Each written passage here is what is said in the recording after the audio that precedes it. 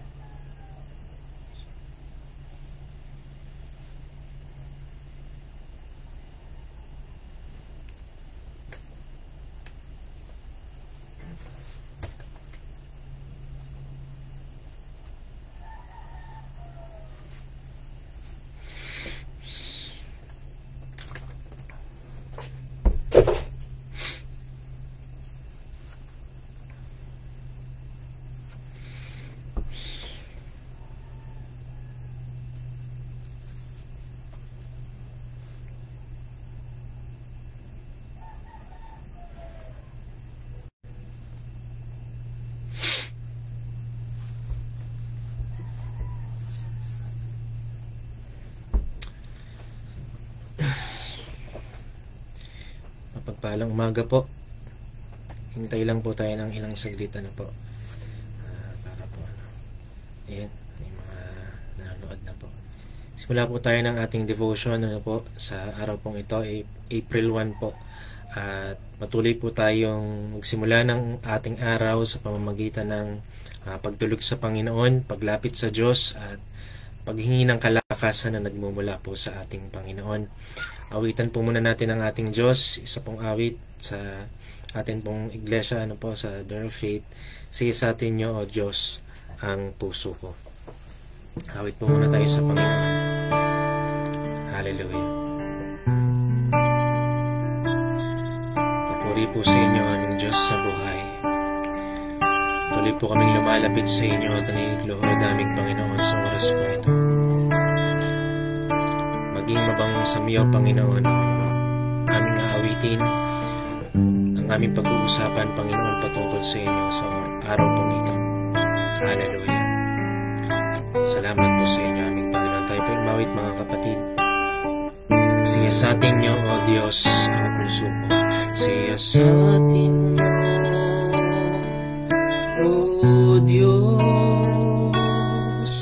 ang puso ko.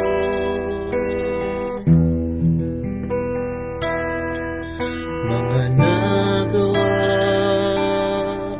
ay dilingid sa inyo, karumihan at kasalanan nakatago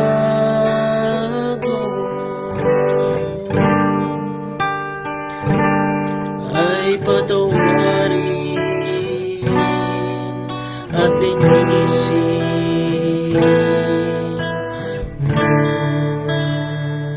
Minsan pa nga po, siya sa atin niyo, O Diyos, ang puso ko. Siya sa atin niyo, O Diyos, ang puso ko.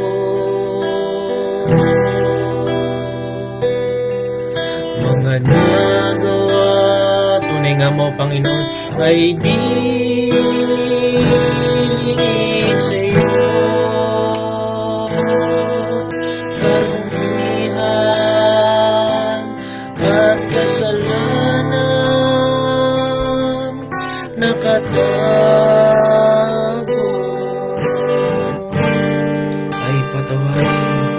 ay patawarin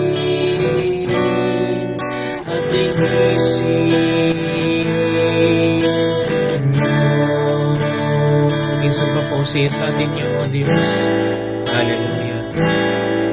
Siya sa atin niyo, O Diyos, ang puso. Masiyasa tayo at mga kapatid sa ating Panginoon. Mga nagawa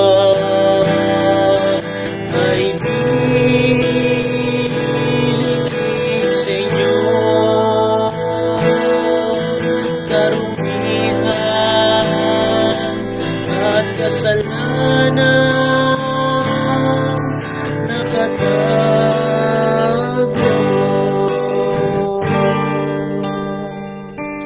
ay patawarin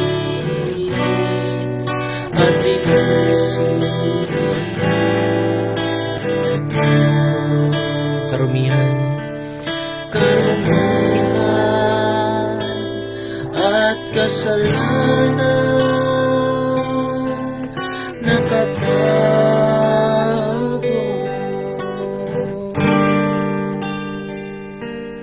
ay patawarin at linisin.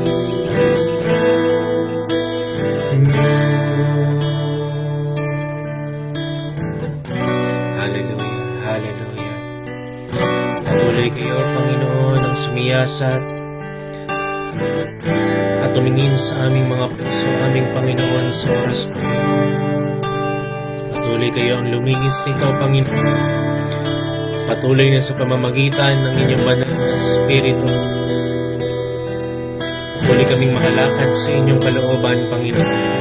Sa araw na ito, Panginoon, kinikilala po namin na kami ay mahina, na kami ay walang kakayanan makapagpatuloy sa maghapong ito, Panginoon, maliban kayo wala sa amin, aming Diyos. Kaya, Panginoon, sa oras pong ito, ang dalangin po namin, samahan niyo po kami, Panginoon, sa lahat ng aming gagawin. Maikli ang aming mga pasensya, Panginoon, may hangganan ito, pero alam namin, Panginoon, lahat ng bagay ay nagkakaroon ng extension sa pamamagitan ninyo, Banal na Espiritu. Kaya aming dalangin naming Diyos, patuloy niyo po kaming samahan, aming Panginoon, at sa aming pag-aaral ng inyong salita, patuloy na maranasan po ng bawat isa, pagkilos po ninyo sa live pong ito, Panginoon. Alam namin na walang hangganan, Panginoon, walang limitasyon ang pangungusap ninyo sa puso ng inyong mga anak. Alam po namin iyan, Panginoon, kaya naniniwala po kami na bibigyan niyo po ng kalakasan ng bawat isa.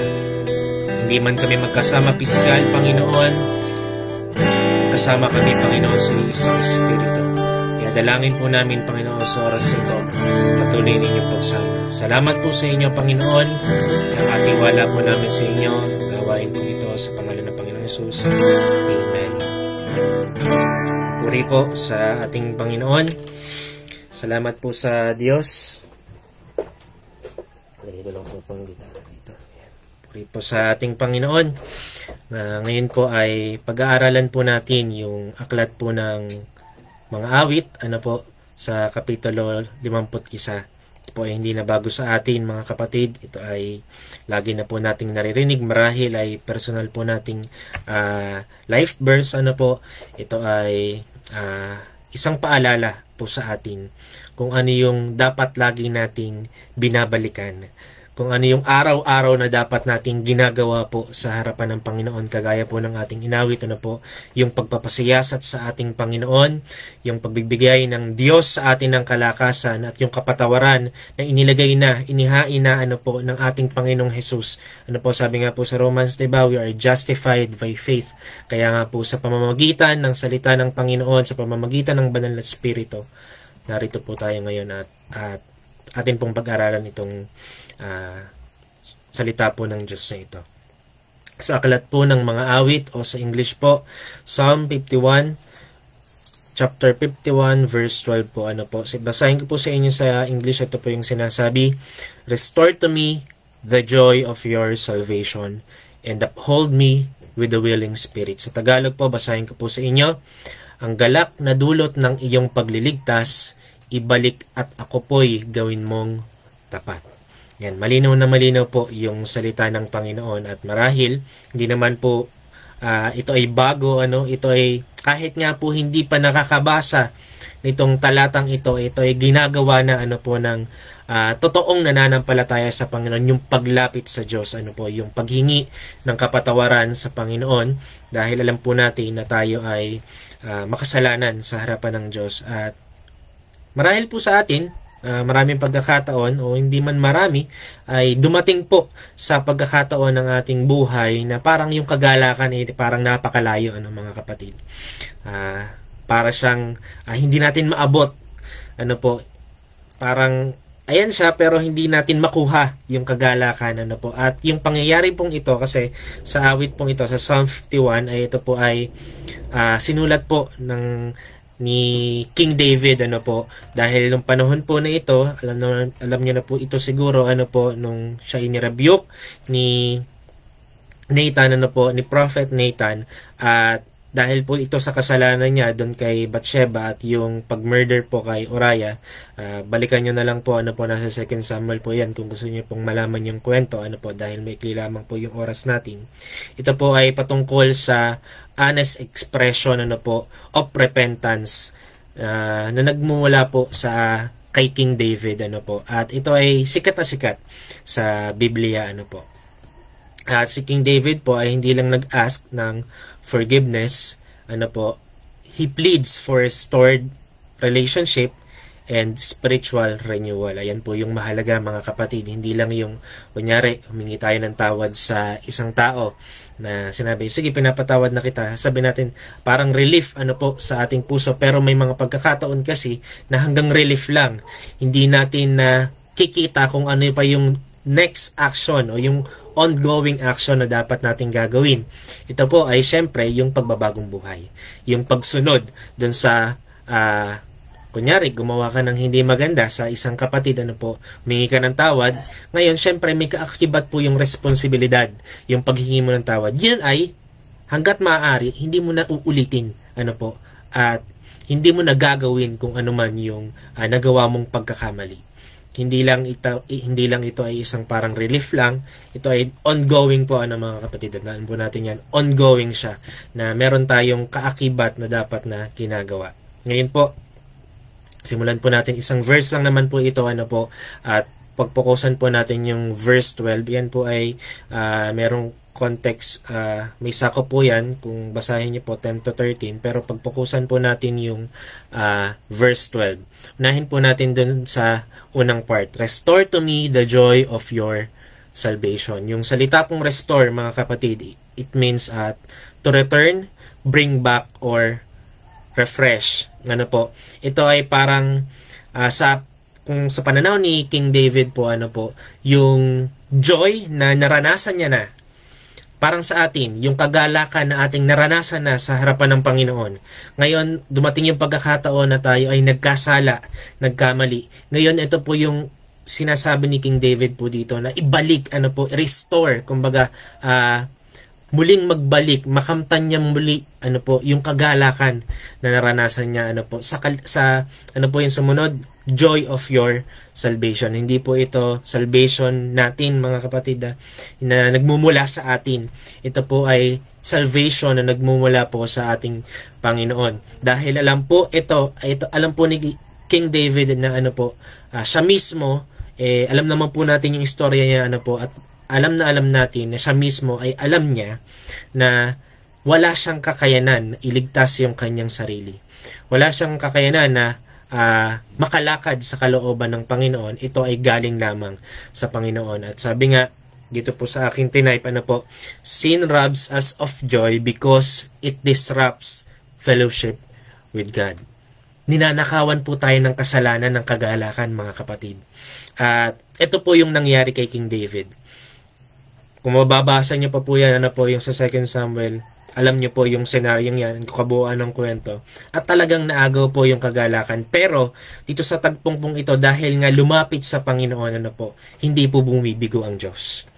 Tapat po ang Panginoon na kayang magbigay ng atin mang hinihiling, at ito po talaga ay ibibigay ng Panginoon dahil ito po ay kalooban ng Diyos. At sabi nga po, i-connect lang po natin ng unti, ano po, sa New Testament, John 15, 10 to 11, ano po, bigyan po natin ng isang malinaw na example, ano po. Sabi po dito, if you keep my commandments, sabi po ni Jesus po ito, ano po, 15, 10 to 11, if you keep my commandments, you will abide in my love, just as I have kept my Father's commandments and abide in His love. These things I have spoken to you, that my joy may be in you. Ulit po, that my joy may be in you, and that your joy may be full. Ayan, mga kapatid, napaka simpleng ano po, talata ng na sinabi ni Jesus, ano po, kung atin pong isa sa puso, ito ay napakagandang pagbulay-bulayan dahil ito po ay nagtuturo ng obedience and abiding po, ano po, na naglilid sa ano po sinabi ni Jesus doon, yung joy may be full, that your joy may be full, kumbaga fullness of joy. Like King David po, ano po, nung siya ay nagkasala sa Panginoon, at ito po sinasabi ni Jesus, ano po, na promise niya, hindi lang po ito yung simpleng kagalakan na parang nararanasan lang natin sa mundo na natatapos. Ito po ay overflowing joy. Continuous po ito dahil sa pagsunod po sa Panginoon, mga kapatid, natandaan ko lang po nung last time po na nag-prayer meeting kami, ay nabanggit ko po doon na ang mundo po kabaliktaran talaga yung katwiran sa katwiran ng Panginoon. Tayo bilang mga anak ng Panginoon. Minsan, sabi nga po dito, ito na lang po yung example ko sa talata pong ito, yung pagsunod sa Panginoon po ay may akibat po talagang responsibilidad. Alam po natin yan. Meron po siyang akakibat na sakripisyo. Meron siyang pagpapasahan ng krus, at hindi po yun madali physically, hindi siya madali emotionally, financially, po, at kasama po yan lahat. Pero alam niyo po yung sinasabi ng salita ng Panginoon, sa pagsunod daw po natin sa Diyos, dito po natin nakakamtan yung overflowing joy. Yung fullness of joy, yun po yung katwiran ng Panginoon. And it is, so, kumbaga nakabaliktaran po siya ng mundo. Dahil ang mundo ay kakaturanan ka ng iba't ibang bagay para lang masunod yung laman, masunod yung sarili. Pero ang Diyos po talaga, dahil nga po ang gusto ng Panginoon ay sa Kanya tayo manalig, sa Kanya tayo umasa, hindi sa ating mga sarili. Sundan na po natin sa sumunod pong sinabi doon sa 51:12, and uphold me with a willing spirit. Sa Tagalog po, at ako po'y gawin mong ibalik, at ako po'y gawin mong tapat. At sa madaling sabi, yung salita pong uphold sa English ay to sustain. Kung nakakita na po ba kayo ng mga suporta, kunyari sa bahay, kunyari sa second floor, 'di ba, meron po yung mga suporta pa para ma-hold yung mga semento na hindi mahulog, At yung suportang iyon, ay yun po yung hinihiling ni King David po sa pagkakataong ito. Yung patuloy na suporta na nagmumula po sa Panginoon dahil alam niya, at miski sa atin, alam natin na hindi po natin kaya sa ating mga sarili. Alam natin na yung ating buhay, kaya nga po tayo nagkasala sa Panginoon, kagaya ni King David, kaya siya nagkasala sa Panginoon dahil wala talaga. Kung sa ating mga sarili, we are bound to sin, Kung sa ating sariling kaisipan, sariling laman, sabi nga po yan, 'di ba, sa Colossians, Colossians ba? O Galatians, Galatians nga po, na alam naman natin yung buhay talaga natin noon nung tayo hindi pa nakakakilala sa Panginoon ay talagang bound to sin, na talagang gustong sumunod dun sa nasa ng laman. At yun po yung sa part pong ito ay kumbaga nire-recognize po ni King David na sa kanyang sarili hindi siya mabubuhay ng matuwid sa harapan ng Panginoon. Kailangan niya ng kalakasang nagmumula po sa Diyos. At yung sumunod po doon, sabi po doon, uphold me with a willing spirit. At yung willing spirit po, syempre, madaling salita, yung willing ka. Kumbaga, may kusa. Kumbaga, sariling tapat, yon sa madaling sabi po, tapat kang susunod, kumbaga, dun sa kagustuhan ng Panginoon. Obey God freely and joyfully, hindi lang sa pamamagitan ng dahil parang nakakonsensya ka kasi may mga taong nakatingin sa'yo, hindi lang dahil sa obligasyon mo kasi parang nautusan ka, pero you are desiring to follow God, to obey the Lord freely and joyfully. Ito po yung with the willing spirit, Hindi lang siya nag-a-ask, si King David po, hindi lang siya nag-a-ask or nagsisik ng forgiveness. He's asking God to transform his inner disposition, kumbaga kung ano yung nasa loob niya, Ina-ask niya rin ang Panginoon na baguhin talaga. Ito po yung sinasabi ko sa inyo kanina mga kapatid, na yung paghingi po ng tawad sa Panginoon o sa mga kapatiran, kunyari meron tayong nagawa ng pagkakamali, yung paghingi ng tawad sa kanila ay hindi lang basta, o sige kapatid, pinapatawad na kita. Tapos ang gagawin lang natin ay, wow, salamat, pinatawad mo na ako. Ngayon, ang gagawin mo, parang okay, balik lang ako ulit dun sa dati kong ugali, dati kong ginagawa sa kanya, Hindi po ganon. Sa paghingi natin ng tawad, syempre, kahit naman sino mga kapatid, di ba? Hindi naman yan bago na sa ating pandinig. Kahit naman sino na nagkaroon ng nagkasala ka o kaya may nagkasala sa iyo, gusto mo, syempre, makita din yung pagbabago. At syempre, sa Panginoon, ganun talaga. At sa atin, paglapit natin sa Panginoon, we need to ask God na tulungan tayo na mabago yung mismong loob natin, nagmumula po sa kaibuturan ng ating mga puso. At ito po ay mga kapatid, ito ay hindi natin magagawa kung talagang hindi sa tulong ng Panginoon. Sabi nga po sa Philippians 2:13, basahin ko lang po sa inyo, for it is God who works in you both to will and to work for His good pleasure. Ayan po, for it is God who works in you both to will and to work for His good pleasure. Mga kapatid, ito po yung mga bagay na hindi natin kaya. Ito po yung mga bagay na ang Diyos yung magbibigay sa atin ng kakayanan at binigay na nga po ng Panginoon sa pamamagitan po ng banal na Espiritu. Yung banal na Espiritong kumikilos sa atin, yung nagbibigay sa atin ng kakayanan ngayon upang makasunod dun sa kalooban ng Panginoon. Dahil nga po, yung meron tayo? We are bound to sin. Ngayon, sa pamamagitan po ng ginawa ng Panginoong Hesus at pagkilos ng banal na Espiritu sa atin, magagawa po natin na makasunod sa Panginoon. Sa madaling sabi po, walang tayo. Diyos lamang, mga kapatid. Dahil nga, kung tayo lang, ulit, we are bound to sin, we are bound to disobey the Lord, pero pag nasa atin, humihiling tayo sa Panginoon at alam po natin, nasa atin ng banal na Espiritu, magagawa po nating sumunod sa ating Panginoon. Ngayon, meron po akong 3 bagay na inilagay dito, bago po tayo magtapos, isang parang paalala po sa atin, na nawa po sa maghapong ito ay matandaan natin, mga kapatid, dahil maraming mga bagay na pwedeng mangyari sa maghapong ito na magbigay sa atin ng galit, init ng ulo, kung ano man yan, na magbigay sa atin ng pagkakataon para magkasala, alalahanin po natin ito. Una po, sin diminishes joy, but repentance restores it.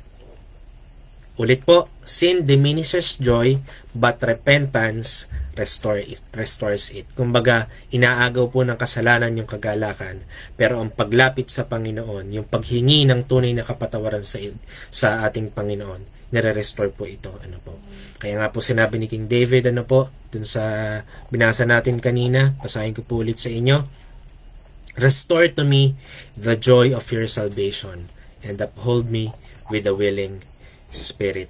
Yung pangalawa po, God doesn't just forgive, He restores and strengthens. Yan po yung sinabi natin kanina, sa pamamagitan po talaga ng Panginoon lang. Wala nang iba. Sumunod po, joy is found in Christ's work, not ours. And ang kagalakan po ay nakikita sa ginawa po ng ating Panginoong Hesus, hindi po sa sarili nating kalakasan, mga kapatid. Hindi po sa sarili nating kakayanan. Pipilitin natin, sige, meron kang kakayanan na magpasensya, meron kang kakayanan na kung ano man, pero may hangganan ng lahat ng bagay kung sa sarili nating kakayanan po. Kaya nga po, sa pamamagitan lamang ng ating Panginoon. Basahin ko po sa inyo itong isang talatang ito sa Romans 5:1-2. Therefore, since we have been justified by faith, we have peace with God through our Lord Jesus Christ. Through Him, we have also obtained access by faith into His grace, in which we stand and we rejoice in hope of the glory of God. Alam mo, ayan po mga kapatid, isa sa mga bagay na magpapababa sa atin, isa sa mga bagay na magbibigay sa atin ng kaisipan na talagang wala tayong kakayanan, talagang papunta tayo sa impyerno, at sa pamamagitan lang ng ginawa ng Panginoong Jesus, kaya tayo naligtas. we have been justified by faith. Ano po? We have peace with God sa pamamagitan po nina daw ng ating Panginoong Jesus. And sa pamamagitan po ng talatang iyan, maiisip natin ay wala pala talaga akong magagawang mabuti sa aking sarili. Kung sa aking sarili ako sasalig. Ano po? At lagi po natin tandaan ang paglapit sa Panginoon ay napakahalaga.